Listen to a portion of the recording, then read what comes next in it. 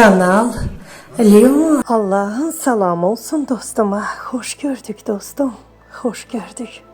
Diyesen denize bakırsan ve yağışın yağmasından zevk alırsan. Bilirsən dostum, mən də bütün fəsilləri sevirəm. Yay, yaz, payız, qış, hər birinin öz füsunkarlığı, gözəlliyi var. Bizim Xəzər dənizimiz. Bax dostum, belə yağışlar yağdıqda dənizin suyu da bir balaca olsa da artır. Bilirsən dostum, bizim məmləkətin ərazilərində,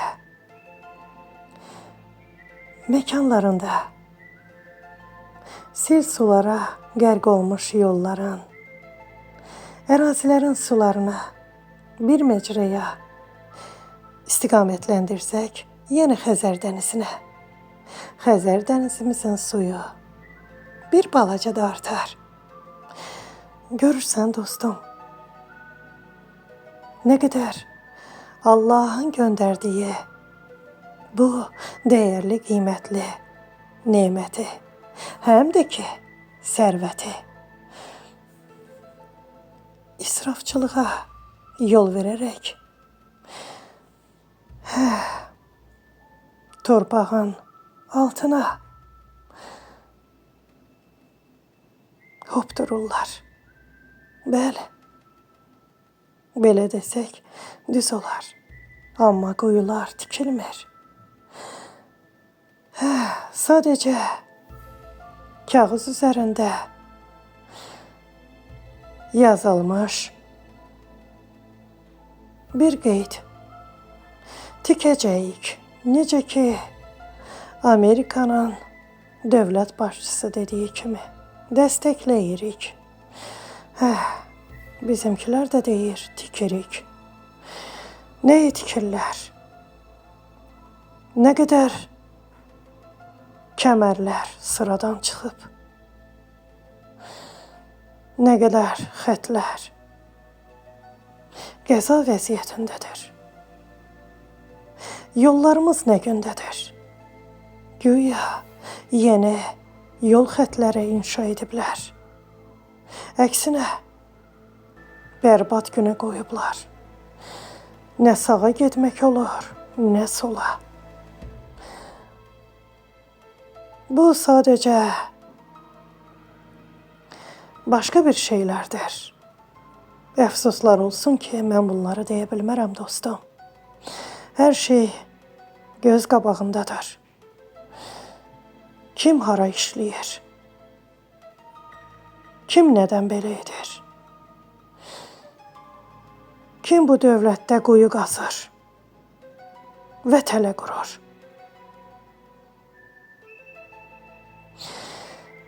Bu axı belədir dostum.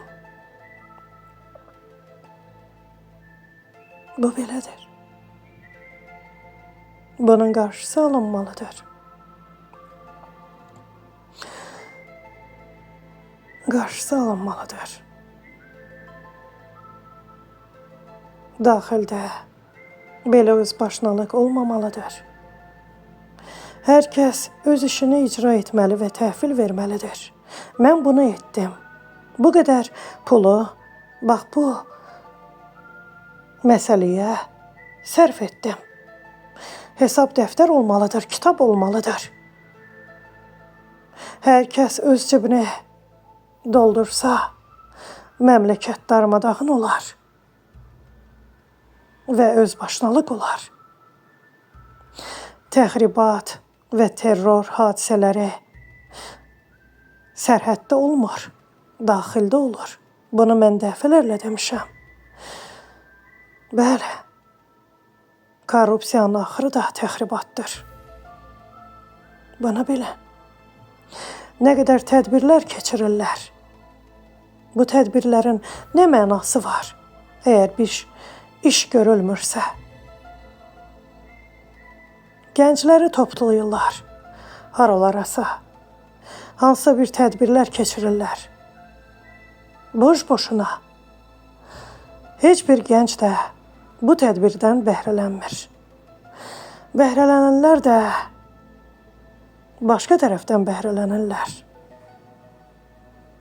Bu barədə də danışmışam. Balaca bir çocuğa bir nağıl ver, başını aldat və üzü aşağı fırıldat. Yəni gələcəyi olmayan bir bəndə. Bax, belədir dostum. Bugün texnika dönəmidir.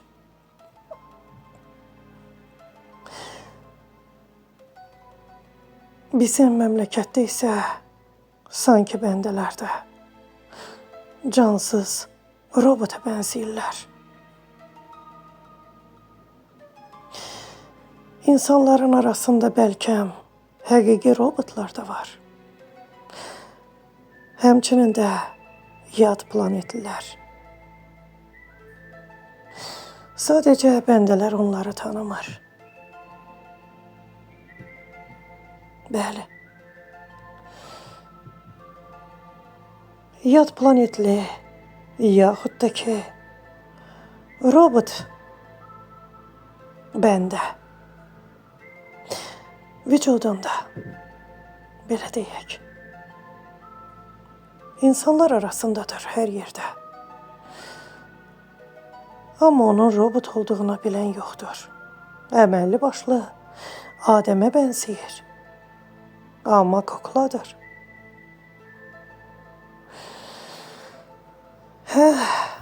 Axı bugün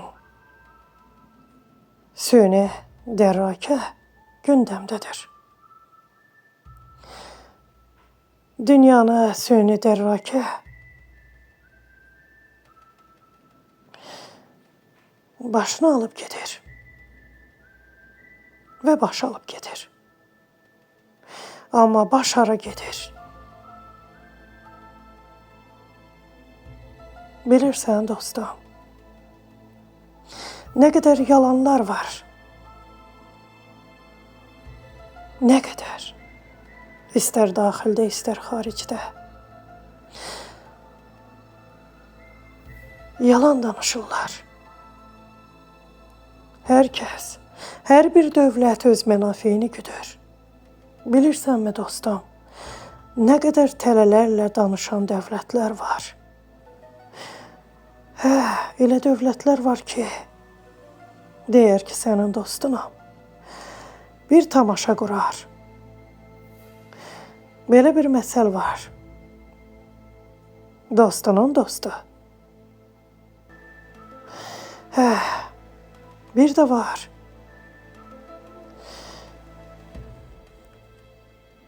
Sənin dostum mənim düşmənimdir. Hansını məsəl gətirək?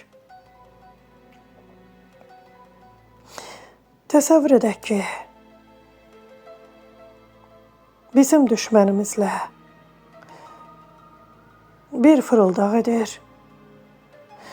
Sanki bizə kömək edir, bizə tərəfdardır. Düşmənimizin əleyhinə çıxır. Amma əslində bu tamaşadır. Səni tələyə salmaq üçün. Sənə yaxın olmaq üçün. Bu belədir. Buna hər bir dövlətə şamil etmək olmaz.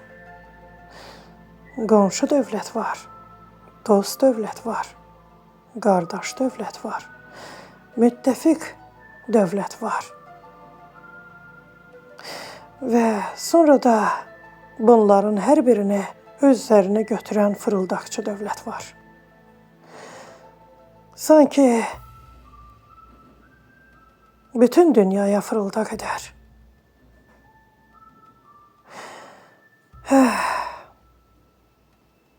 Fitva verər.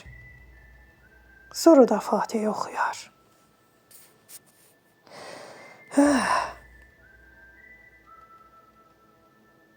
Biz bütün qonşu dövlətlərimizlə bir bərabər olmalıyıq. Kənarda olanlar kənardan əlaqələrini saxlamalıdır. Mən bunu belə görürəm. Qonşu qonşudur. Uzaq qohumdansa yaxşı qonşu yaxşıdır. Bəli. Yaxın qonşu uzaq qohumdan irəlidir. Bunu bilin. Mən dövlətlərin adını çəkmək istəmirəm. Qonşu ilə qonşu olursan, xaricdəkilər iləsə tərəfdaş. Sanki belə. Müttəfiq, qardaş, qonşu, dost. Ancaq yaxınında ola bilər. Uzaqda sadəcə sövdələşdiyin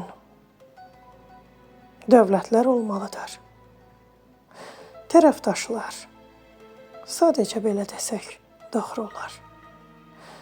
Mal satıram, mal alıram. Bizim heç bir dövlətə borcumuz yoxdur. Heç bir dövlətə. Hər birinin əvəzini vermişik. Əgər bir veriblərsə, 2 vermişik. Heç kim bizə günahkar çıxara bilməz. Hər bir işində, əməlində. Biz hər kəsi salamlamalıyıq, yaxud da ki, tərəfində durmalıyıq. Əhsən deməliyik.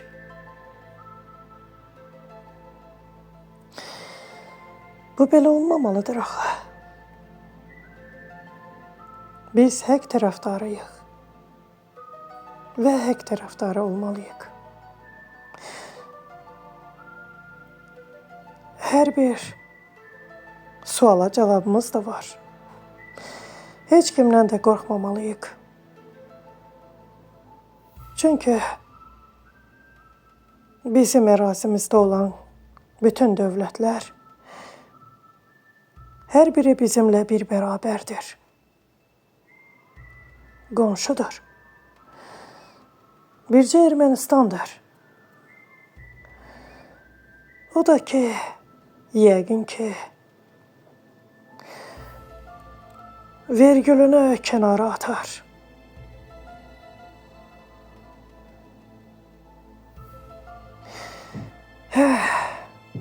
Deməyə məndən olsun, yazmağa sizdən.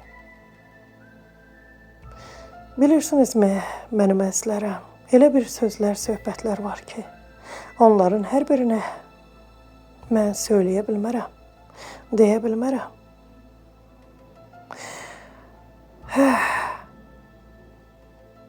Onlar mənə məxsusdur, mənim əqli şuuruma, düşüncələrimə. Sadəcə açıq da olsa, bəzi üzdə olan görünənləri analiz edərək sizə çatdırıram. Hə dostum, bax, görürsən, nələr baş verir. Hər yerə əllərini soxurlar. İrana, Türkiyəyə, mənim Azərbaycanıma, bütün qonşu dövlətlərə, Belarusiyaya. Bəli, elə vaxtlar olur ki, mən dövlətlərin, qonşu dövlətlərin adını hallandırıram. Çox belə kədərlənirəm arada Belarusiyanın adını unutduqda. Bilirsinizmi, mənim əzlərəm, necə səsimi yazıramsa, elə də sizin ixtiyarınıza buraxıram mənim əzlərəm. Elə vaxt olur ki, çaşıram da. Amma ona necə düzəliş verim mənim əzlərim, mən bacarmıram, gözüm zəif görür. Elə belə də təhvil verirəm. Ötən dəfə nə dedim, məsəl çəkmişdim.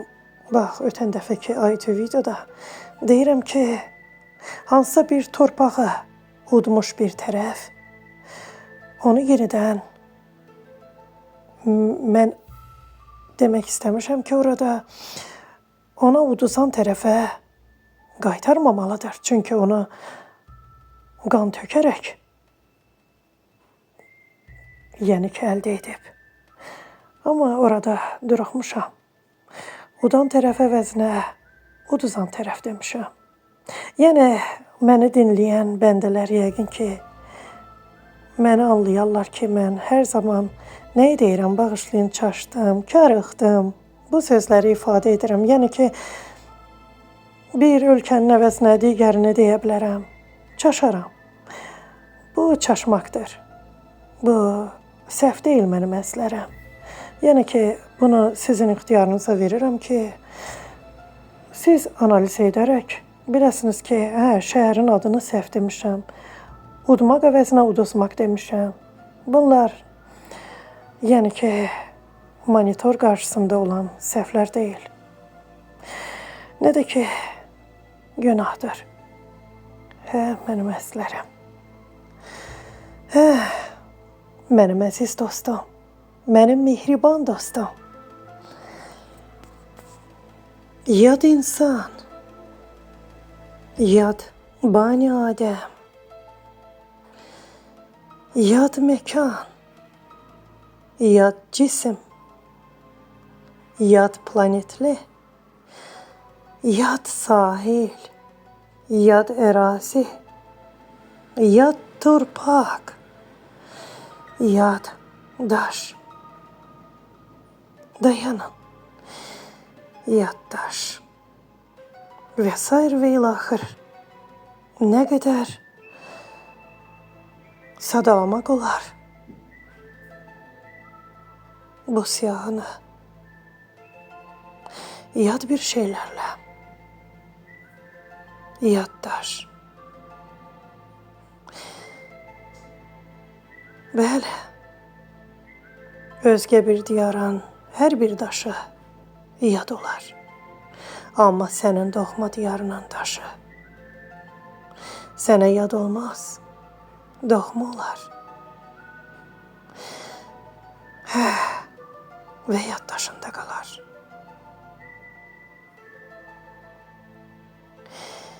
Yad, daş və yaddaş.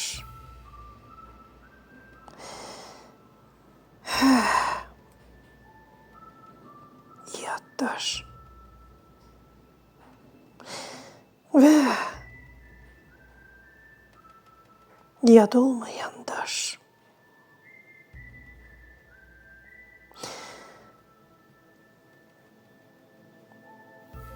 Təsdiq və ya təksib. Bunu yaddaşı pozulan bəndə dərk etmir.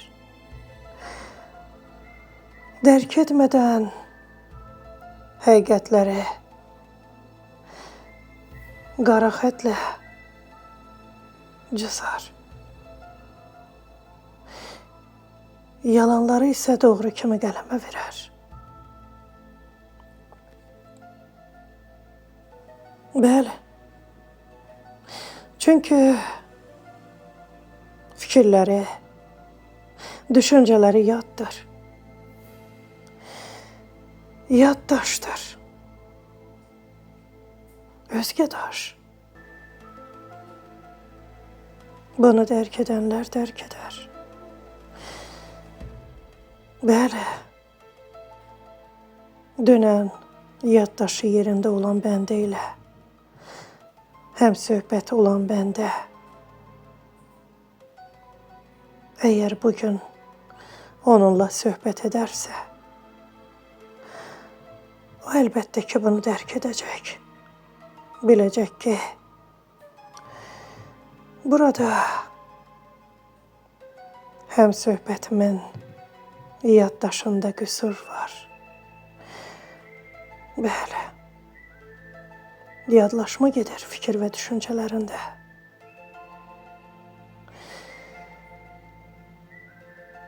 Bəli, unutqanlıq və yaddaş. Bu barədə mənim əslərim, mənim audio-videom mövcuddur. Bu barədə danışmışam. Sadəcə bir balaca qeydlər etmək istəyərdim. unutqanlıq və yaddaş pozğunluğu. Bunlar tam fərqlidir mənim əzlərəm. Yaddaş pozulmasında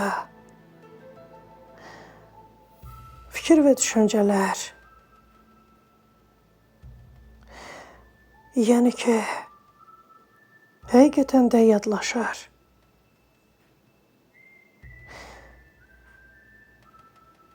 Həqiqətlər səhv kimi, səhvlər isə həqiqət kimi ya təsdiq olunar, ya da ki, təkzib. Unutqanlıq nədir mənim əzlərəm? Belə vaxt belə adamlara deyirlər ki, nə olub sənə? Deyəsən yaddaşın pozulub. Amma bu unutqanlıqdır mənim əzlərəm, bu yaddaş pozğunluğu deyil. Məsələn, harasa gedirsən, gödəkçən evdə qalıb. Amma həmən yadına düşür ki, gödəkçəni geyinmək lazımdır və qayıdıb onu geyinirsən. Yaxud qələmini unutmusan, ya dəftərini, bəlkə kitabını unutmusan. Bax, o vaxta qayıdıb kitabını götürəcəksən. Bax, bu unutqanlıqdır. Yaddaş pozğunluğu isə bu artıq demək olar ki, yaddaş pozulması deməkdir. Və qırmızı xətti keçərək başqa beyin xəstəliklərinə düçar olmaq deməkdir. Bunu, yəni ki, hər bir həmsöhbət olduğunuz bəndədə müşahidə edə bilərsiniz, həmsöhbət olduğunuz məqamda. Arif bəndəsən, aqilsən, qarşındakı bəndə sənə fikir söyləyir və həmən sən bilirsən ki, bu bəndə başqa bir, yəni ki, söz demək istəyirdi, fikir söyləmək istəyirdi. Amma nədən başqa bir fikri mənə söylədi? Çünki sən aqilsən, sən bunu dərk etmisən. O da həmən fikrini beynində dəyişərək dəyişiklik edib, fikir dəyişiklikləri. Fikirləşib ki, bu sözü demək olmaz. Dayan. Ey beynim, Hənanın yeri deyil. Bu sözün yeri deyil. Bu fikri desəm yaxşı olar. Bəli, həm söhbətin də sənin kimi düşünüb daşınandır. Amma yaddaş pozğunluğu olanı sən dərk etmirsənsə, bu başqa məsələ. Sən bugünkü gündən, texnika dönəmindən, süni dərrakədən danışırsan, o isə keçmişdən sənə dən vurur. Elə hey danışır, sən bugündən, o isə dönəndən. Amma sən fikirləşirsən ki, o sadəcə səninlə həm söhbətdir, o müqayisə edir bugünlə dünəni. Amma bu belə deyil. O, arxivdəki olan keçmişini, tarixini və dünya tarixini vərəqləmir. O yaddaşını itirib, bana bil. Aydındırmı mənim əzlərəm, mən nə demək istəyirəm? Yaddaş və insanın zəkası hər bir bəndənin beynində tərəzzisi olmalıdır. Doğma, yad olmayan bəndələr bir tərəfdə, yad ellər, yad planetlilər başqa bir tərəfdə. Aydındırmı? Mən nə demək istəyirəm? Mən yenə də təkrar edirəm. Ağıl yaşda deyil, başdadır. Həmçinin də xəstəliklər də yaşda deyil, başdadır. 7-dən 77-yə hər bir bəndənin orqanlarında hər hansı bir xəstəlik tüğyan edə bilər. Bunun yaşa heç bir dəxli yoxdur. Rəqəmlərə dəlalət etmir mənim əzlərəm. Aydındırmı mən nə demək istəyirəm? Rəqəm. Yaş rəqəmi və yaxud da diplom. Təhsil almışsan, amma heç nə bilmirsən. Aydındırmı mən nə demək istəyirəm mənim əzlərəm? Bir bəbənin gözünün körlüğü və bir yüzü atlamış ahılın gözünün qartal gözü kimi görməsi. Məyər bu belə deyilmi? Bir 18 ya ondan da aşağı yaşda olan uşağın dişinin tökülməsi və çıxmaması və bir 90 yaşında və ondan da yuxarı bir ahılın dişlərinin 32-sinin də yerində olması və tökülməməsi. Adi bir qeyd mənim əzlərəm. Bunların hər biri də xəstəlikdir.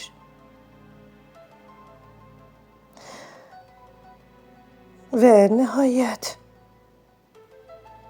yaddaş pozğunluğu, yaddaşın pozulması və əqli şuur.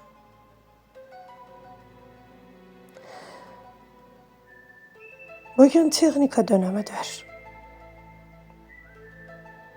və süni intellekt, yəni süni dərrakə, zəka baş alıb gedir. Hər bir sahədə bu mövcuddur. Demək olar ki, bir bəndənin hesab kitabı da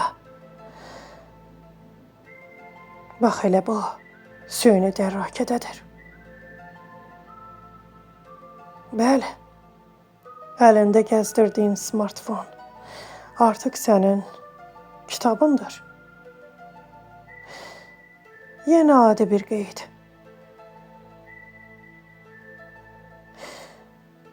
Və bunu hər bir bəndə dərk etməlidir. Mən bunu dəfələrlə demişəm. Hər bir işin iki tərəfi olmalıdır. Bugün, məhz bugün. Süni dərrakə, texnika dönəmində bu belə olmalıdır.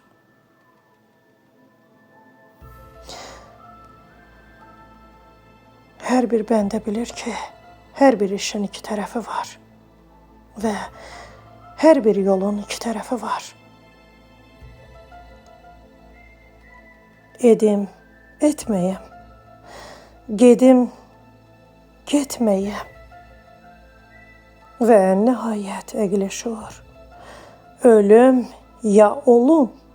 Aydındırmı mən nə demək istəyirəm mənim əzlərəm? Odur ki, ehtiyatlı olun. Bugünün sabahı da var. Bugün dünyada nələr baş verir? Baxın, bütün dünya silah-sursat bazarında. Müharibələri də bazara çeviriblər. Bu barədə də mən danışmışam, mənim əzizlərim, təkrarçılıq etmək istəmirəm. Baxın, nə qədər bir ərazini zəbt edir. Bu silah-sursatlar, raketlər, bombalar, dronlar. böyük bir ərazini hər bir məkanda, hər bir məmləkətdə, yəni ki, bu silah-sursatlara ayrılan yerlər, məkanlar, hərbi bazalar, yeraltı bazalar, elə deyilmi mənim əzizlərim?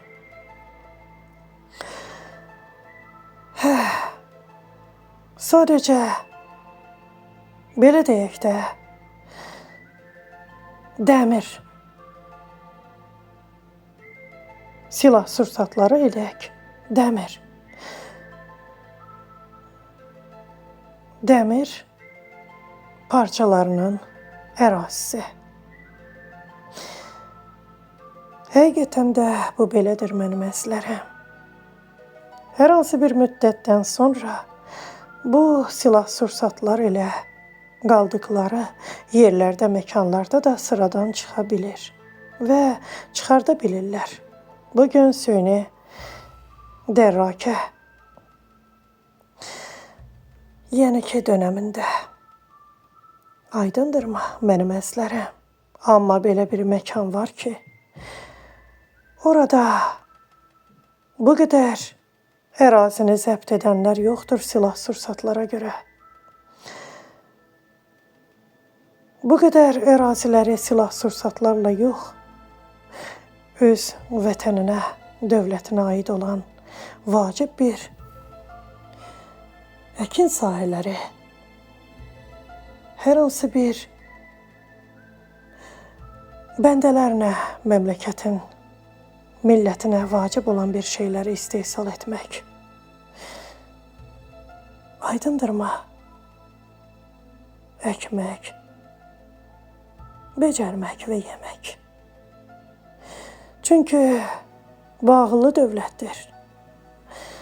Onun o qədər nöqtə qədər silahı var ki, kiçik. Bu silaha böyük ərazi gərək deyil.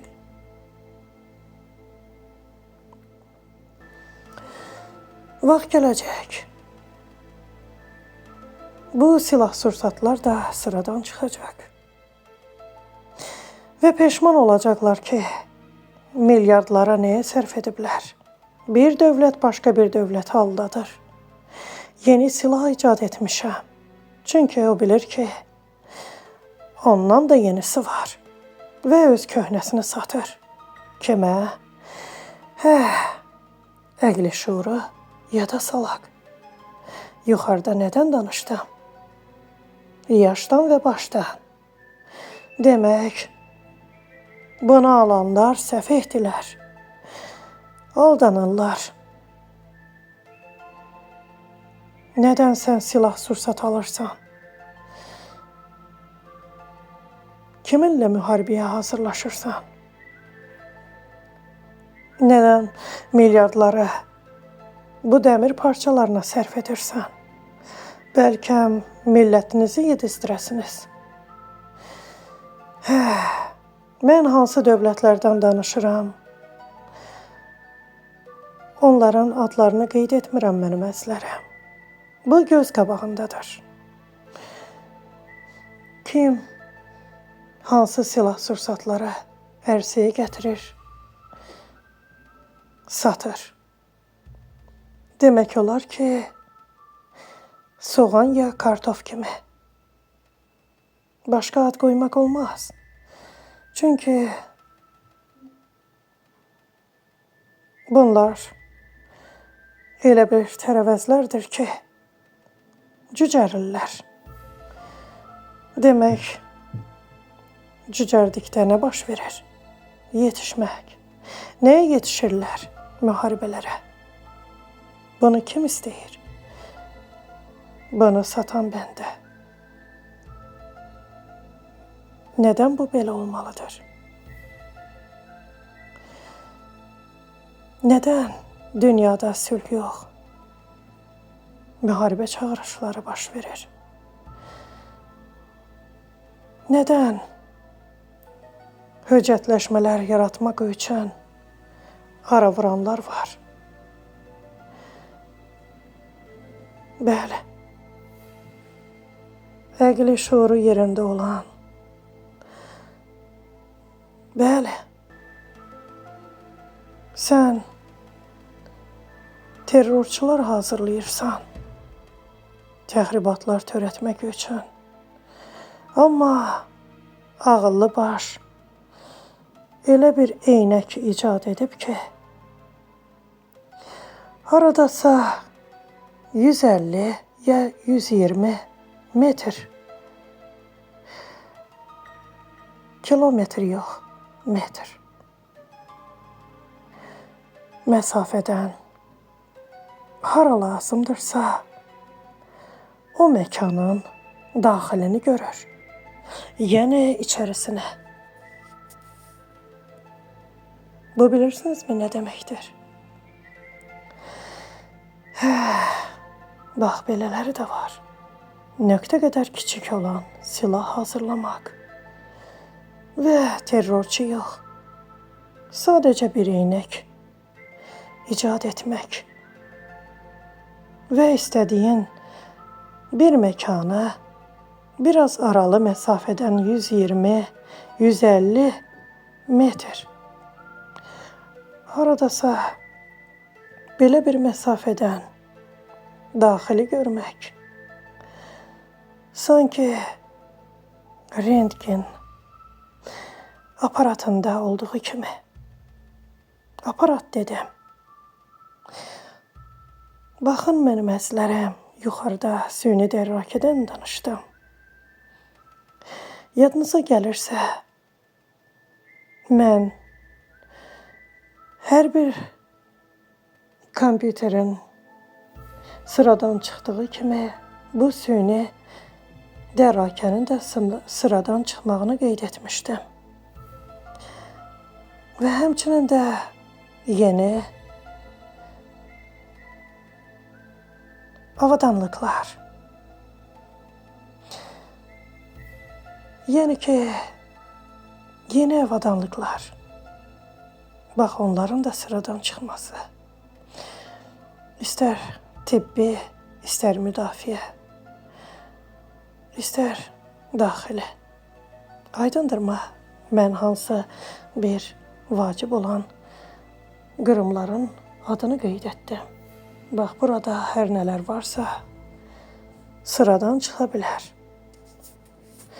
Süni dərrakə vasitəsilə mənim əzizlərim, dünya məmləkətləri və onların arasında olan birliklər və hərbi birliklər. Sizcə bu birliklərin bir olmağını görmüsünüzmü? Görmüsünüzmü mənim əzizlərim? Nə qədər birliklər var? Bu dünya məmləkətləri arasında 3, 5, 15 kim nə qədər dövlətlə bir yerdədir. Bəs bunların faydası varmı? Bu dövlətlər bundan bəhrələnə bilirlərmi? Dar günlərində. Hərbi birliklər.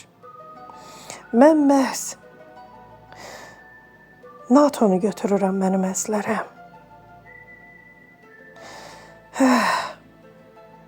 Bu birlikdə hansı səlahiyyətlər mövcuddur?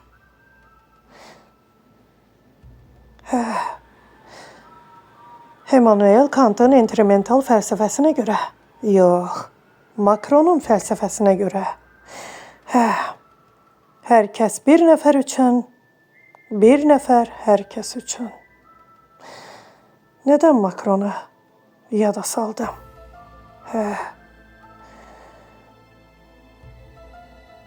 Makron və Trump. Onların hər ikisi bir nəfərin əlinin içindədir, ovcundadır demək olar. Bu barədə də sizə danışmışam. Bunu qoyaq kənara. Kantı da qoyaq kənara, Makronu da. Gəlin Türkiyəni götürək. Bu hərbi blokda, hərbi birlikdə Türkiyədə mövcuddur. Və bu günə kimi mənim seyr etdiyim Türkiyə, kənardan seyr etdiyim və bu günə kimi terrorçularla mübarizə aparır. Hər bir dörd tərəfdən. Məyər NATO birliyinin səlahiyyətində deyilmi belə bir acınacaqlı vəziyyətdə terrorçularla mübarizədə Türkiyəyə arxadayaq olsunlar? Əgər bu yoxdursa, onda gəlin bu hərbi birliyə bir quş qoyaq. Nə görürsünüz Türkiyənin başına nələr gətirmirlər? Hər bir dörd tərəfdən. Təsəvvür edin, bir dövlət var. O da torpaq eşqinə düşüb. Özündən icad edib, kəşf edib. Kəşf edib ki, filan millət var. O milləti mən özümə yaxın doğma bilim. Və hansı məmləkətdə bu millətdən məskunlaşmış bəndələr mövcuddursa, o ərazilər mənim olsun. Bu da sizə tapmaca olsun mənim əslərəm. Qaydaq yenidən Türkiyəyə. Nədən Türkiyə hər zaman terrorçularla mübarizə aparır? Axı, başqa bir məmləkətlərdə belə terrorçular mövcud deyil. Nədən məhz Türkiyə mübarizə aparır terrorçularla? Nədir bu Avropa Birliyində və NATO Birliyində olan digər millətlərin azları? Nədən Türkiyə başını qaldırdıqda ya zəlzələ olur, ya vəlvələ olur, ya yandırırlar, ya dağıdırlar? Heç nə demirəm. Allaha tapşırıram. Pisləri. Müharibəni dayandırmayanlara.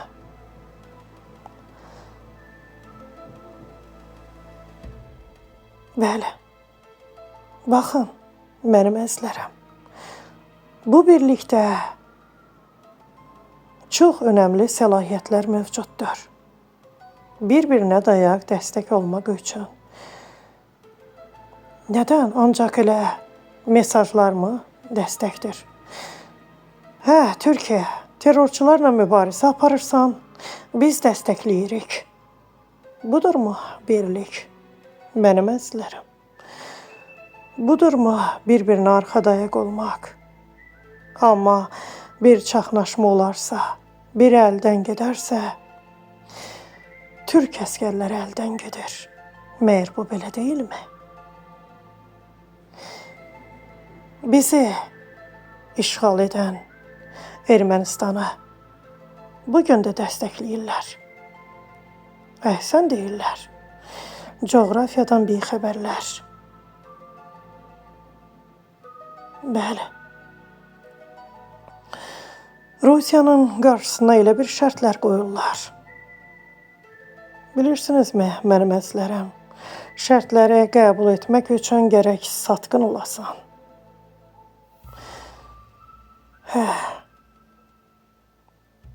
Bilirsinizmi, elə bir şeylər var mənim əzizlərəm. Onları demək olmaz. Mən Trump haqqında da ötən dəfə bir balaca qeyd apardım.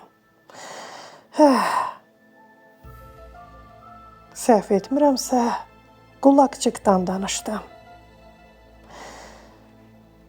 Bəli, bizim məmləkətimizdə nə qədər müdriklər var.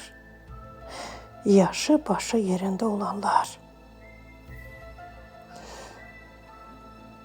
Bəli, istər adi bir zavod direktoru olsun, ya məktəb direktoru, istər nazir olsun, ya ondan yuxarı. Müdriklərimiz var. Qoy elə yerlərində də qalıb çalışsınlar. Əgər bir idarəçi başarılıdırsa, yaşı başı yerindədirsə, qoy yerindəcə qalsın. İşini yerli yataqlı görsün. İşində qüsurlar varsa, yerli yataqlı yerinə qoysun. Hər bir sahədə naşılıq var. Hər bir sahədə. Bəli. Hər bir sahədə bunu tənzimləmək olar. Cızığını çıxmasınlar və qırmızı xətti keçməsinlər. Rüşvətxorluq etməsinlər. Hər bir işi yerli yataqlı görsünlər. Mən yenə də deyirəm, hər bir sahədə naşı var. Hər bir sahədə bunu tənzimləmək mümkündür. Mənim əzizlərim, bir qeyd edim. Bu yaxınlarda bir filmi seyr edirdim. YouTube səhifəsində, düzdür, qulaq verirdim. Mən baxmıram, çünki mənim əzizlərim, gözüm zəif görür, həm də ki, eynəyim yoxdur. Odur ki, ancaq dinləyirəm. Bir filmə baxdım, Rus filmi idi. Deməli, burada ailədən gedirdi söhbət. 2 övladı olan ata və ana. Qısa yığcam danışıram. Demək, film başladığı andan bitdiyinə kimi bu qadın sadəcə nəfəs ala bilmirdi. 2 övladıyla bir şəhərdən digər şəhərə qaçmışdı. Nədən qaçmışdı? Övladlarını götürüb qaçmışdı ərindən. Ərindən qaçmışdı. Nədən qaçmışdı, bunu qeyd etmirəm. O getdi başqa bir şəhərə, işə düzəldi, balalarını saxladı. Bir də gördü ki, qapı döyülür. Kim gəlib? Əri gəlib. Heç nə demədi. Sustu. Ərini buraxdı içəri. Çünki övladının biri, oğlu, atasını istəyirdi. Qızı isə atasından qorxurdu. Heç bir otaqdan digərinə getmirdi. Çünki bərk qorxmuşdu atasından. Mən atası haqqında sizə qeyd etmirəm. Çünki bu kinonun, filmin məğzi var mənim əzizlərim. Məğzi nədir, onu biləcəksiniz. Demək, burada qadın iş yerində, el aləmdə sadəcə nəfəs ala bilmir. Hamı onun ərini tərif edir. Sağa gedir tərif edirlər, sola gedir tərif edirlər. Yəni, qulağı ər haqqında tərifdən başqa bir şey eşitmir. Amma qadın bildiyini bilir, gördüyünü də görüb. Çamadanlarını yığır, uşaqlarını öyrədir ki, gəlin başqa bir şəhərə köçək. Amma ata da öncədən kiçik oğlunu öyrətmişdi ki, harasa getsəniz mənə zəng vurarsınız. Vurarsan, övladım, oğlum, atan səni çox istəyir. Demək, bu çamadanlarını hazırlayanda oğul başqa otaqdan zəng vurur atasına. Atası həmən gəlir, qapını döyür və yenə də yalanla danışır ki, bəs mən gedirəm, oğluma oyuncaq gətirmişəm. Qadın açır və kişi gəlib qadınla höcətləşir. Qadını demək olar ki, vurur. Qadın qaçır polis idarəsinə və şikayət edir. Gəlib ərini aparırlar. Əri özünü o qədər səmimi, təmiz göstərir. Polis vətəndaşına o qədər, necə deyərlər, səmimi, dürüstlüklə özünü göstərir ki, polis vətəndaşı da bunun yaxşıların yaxşısını dərk edir. Belə görür onu. Yəni ki, orada arvadı haqqında deyir ki, başında pozğunluq var və polis ona deyir ki, sən elə bir dəlil sübut gətir ki, mən sənin arvadını həbs edim və səni qurtarım. Başqa yolu yoxdur. Və işinə gedir, bir xanımla tanış olur və bu xanım bu qadının əri ilə tanış olub, bir yerdə bu qadını təliyə salıb, həbs etdirirlər.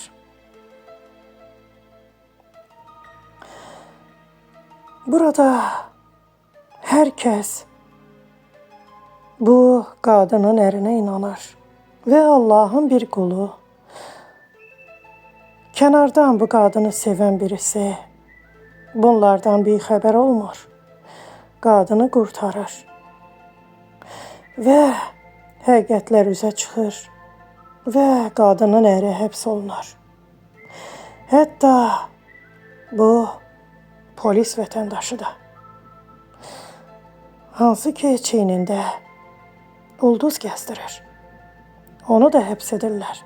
Çünki Allahın qulu gəlib hər şeyi nağıl edir. Burada filmdə nədən gedir söhbət? Əqli şuurdan mənim əzizlərim. Baxın, mən sizə heç nəyi danışmadım. Sadəcə o özünü yaxşı qələmə verən, psixoloji problemi olan kişidən, yəni xəstəni heç Allahın polisi belə tanıya bilmədi. Aydındırmı mən nə demək istəyirəm mənim əzizlərim? Hər bir işdə naşı var. Hər bir işdə və əqli başı olanlar var. Ona görə də hər bir sahədə bahar təmizliyi etmək lazımdır. Məişət zorakılığının heç cür qarşısını almaq mümkün deyil. Bunu bilin. Məişət zorakılığı ya çörək üstündə olar, ya da ki xəyanət üstündə. Bu barədə də mən az danışmamışam. Üçüncü bir tərəf də var. Bax, yuxarıda qeyd etdiyim kimi, əqli şuur. Yəni ki, psixoloji problem. Bunun üçünsə yol var. Ailə qurmadan, nigaha girmədən öncə tibbi arayışın varlığı, mövcudluğu. Aydındırmı mən nə demək istəyirəm? Bu barədə də mənim qeydlərim mövcuddur. Danışmışam. Bəli. Mənim əzizlərim, baxın, hər birinizin əlində smartfon mövcuddur. Elə məqamlar olur ki, nəyisə görmək istəyirsən, artıq yoxdur, qeyb olub, silinib və yaxud da ki, nəyisə silmək istəyirsən, əksinə silinmir, yenidən peyda olur. Bəs başqa nələr var bu kameralarda və əlimizdə tutduğumuz smartfonlarda, mobil telefonlarda hər kəsin qəhrəmanlığı bu smartfon telefonlara ya kameralara həkk oluna bilir. Olurmu belə? Bu bir tapmacadır. Sizə dedim. Bəli, mənim əzizlərim. Hər bir bəndə qəhrəman ola bilər. Hər bir anda, bir göz qırpımında. Amma onun qəhrəmanlığını görən bircə Allah ola bilər. Başqa heç kim. Nə kameralar, nə də ki smartfon telefonlar. Aydındırmı mən nə demək istəyirəm mənim əzizlərim?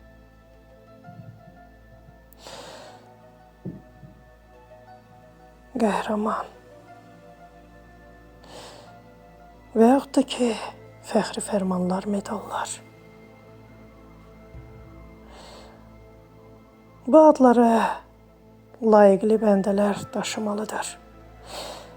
Həqiqi qəhrəmanlar, həqiqi mükafata layiq olanlar.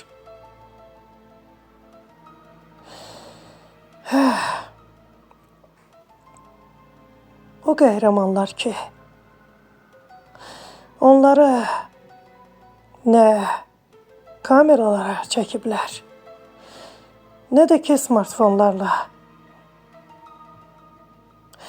Onları şahid gözlər görüb.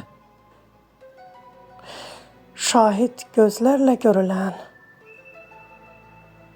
qəhrəmanlar. Mənim aləmimdə qəhrəmanlar ancaq onlardır. Gözlə görünən qəhrəmanlar. Bəli. Hər anda sən nə isə çəkib göstərə bilərsən. Onda belə çıxır ki, hər kəs qəhrəmandır. Biri maşın yoluna keçmək istəyir. Bir an qalıb ki, maşın vursun və sən onu xilas edirsən. Buna kameralar göstərə bilmir.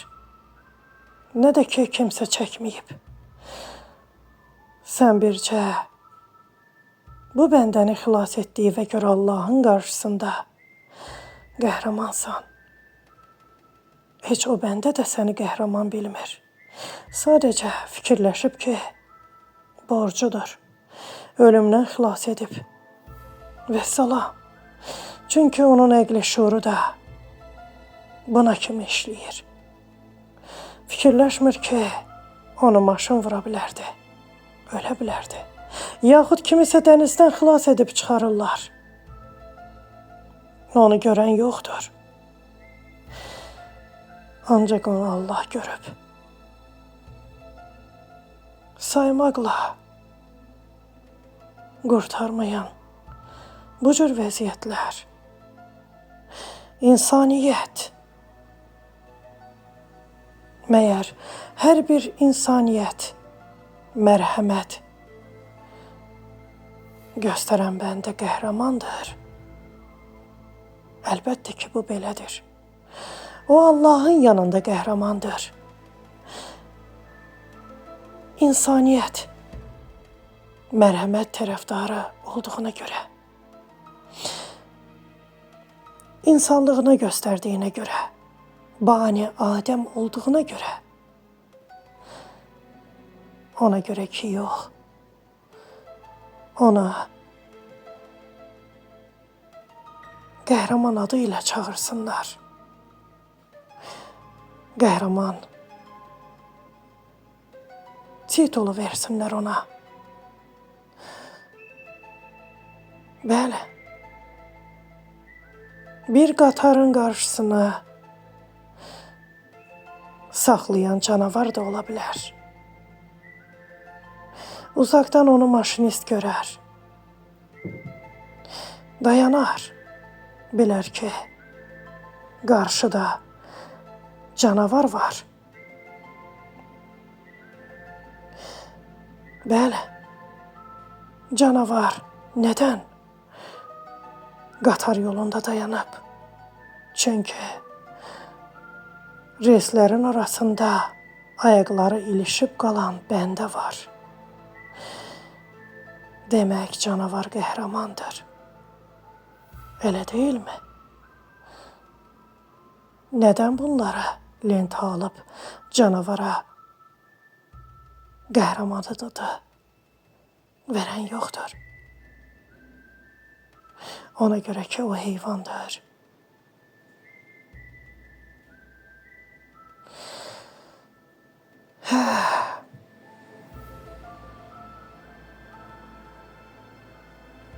Bilmirəm. Sadəcə mənim əzizlərim, bədahətən danışıram. Bilmirəm ki, siz qəhrəmanlığı nədə görürsünüz? Bax, bunu mən bilmirəm.